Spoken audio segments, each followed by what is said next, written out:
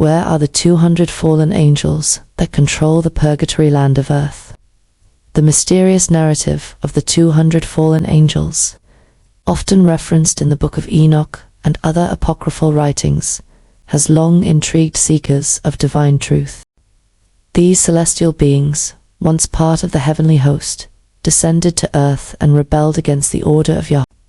This post seeks to explore their role in shaping the purgatorial state of earth, the spiritual implications, and their current influence on humanity.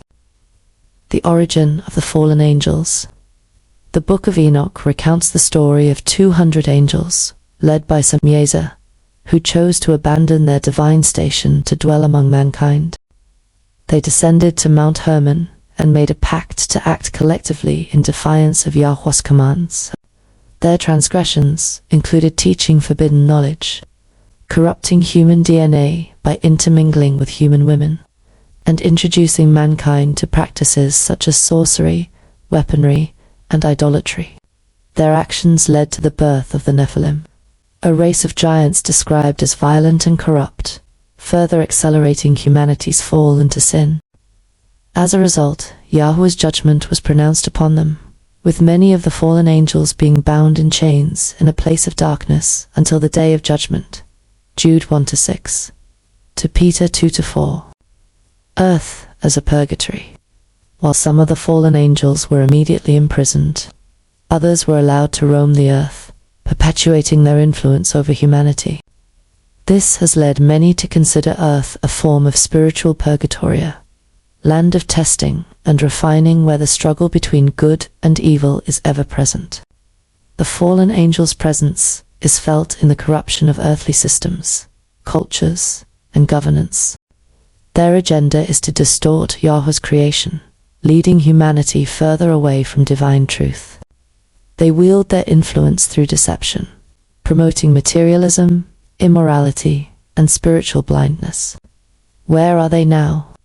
Bound in Tartarus. According to 2 Peter 2-4, some of the fallen angels are bound in Tartarus, a dark abyss awaiting their final judgment.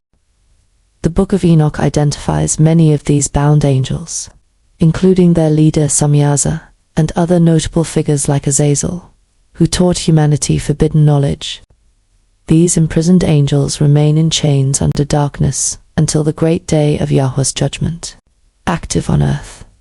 Other fallen angels continue to operate within the earthly realm, working as principalities and powers. Ephesians 6:12. These entities manipulate human institutions and perpetuate spiritual warfare against Yahuah's people. Many believe these angels work through secret bloodlines and elite families that wield control over Earth's political, financial, and social systems, perpetuating a hidden agenda to dominate humanity. Hiding among humanity. These fallen beings likely hide in plain sight, influencing humanity through deception and maintaining their influence through secrecy. Their strategies include the manipulation of earthly governance, media, and global economies, often referred to by seekers of truth as the shadow elites or secret families who covertly control the purgatory land of earth. Influence through the Nephilim spirits. When the Nephilim perished, their spirits were not allowed to ascend or descend, but were condemned to wander the earth as unclean spirits. Enoch 15:8-10.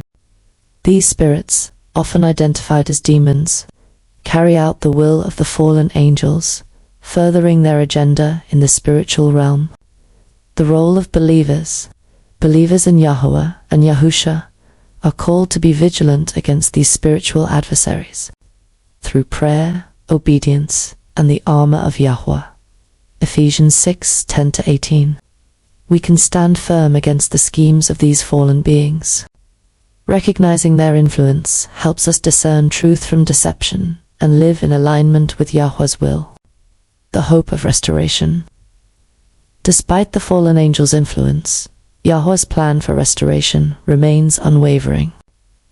Earth's purgatorial state is temporary, and the day will come when Yahushua will return to establish his kingdom. The fallen angels and their followers will face ultimate judgment, and righteousness will prevail. conclusion, the 200 fallen angels serve as a sobering reminder of the consequences of rebellion against Yahuah. Their current roles, whether bound or active, highlight the ongoing spiritual battle on earth.